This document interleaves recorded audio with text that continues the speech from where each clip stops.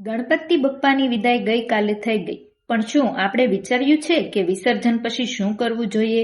ઘણા લોકો મૂર્તિ પાણીમાં મૂકી દે છે, પછી ભૂલી જાય છે, પણ સાચી ભક્તિ એ છે કે બપ્પાના ગયા પછી પણ એમના સંસ્કાર અને સંદેશને જીવનમાં ઉતારીએ. વિસર્જન પછીનું ઘર અને વાતાવરણ. ઘરમાં જ્યાં બપ્પા બેઠા હતા એ જગ્યા શુદ્ધ કરો. ત્યાં દીવો કે ધૂપ રાખી શુભ સ્મૃતિ જીવંત રાખો. પરિવાર સાથે મળીને બપ્પાને વિદાય આપ્યા પછી પોઝિટિવ એનર્જી જાળવવી. એકાદ દિવસ સુધી ભજન કીર્તન કરવું. ઘરમાં શાંતિ, એકતા અને આનંદનું વાતાવરણ જાળવવું. પર્યાવરણની જવાબદારી.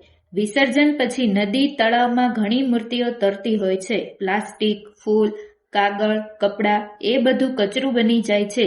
આપનું કર્તવ્ય શક્ય હોય તો લોકલ ઓથોરિટી સાથે મળીને સાફ સફાઈમાં સહભાગ લો.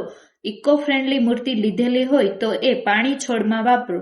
ફૂલમાળા કોમ્પોસ્ટમાં વાપરો. ગટર કે રસ્તા પર ન ફેંકો. ભક્તિનો સાચો અર્થ.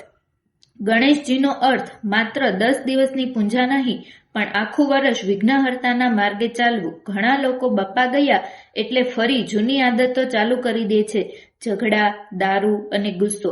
સાચી ભક્તિ એ છે કે બપ્પાના સદબુદ્ધિના સંદેશને જીવનમાં અપનાવો. પરિવારમાં પ્રેમ, સમાજમાં એકતા અને પર્યાવરણ માટે જવાબદારી રાખવી. બાળકોને સંસ્કાર આપો. વિસર્જન પછી બાળકોને સમજાવો કે બાપ્પા તો હંમેશા આપણા હૃદયમાં છે.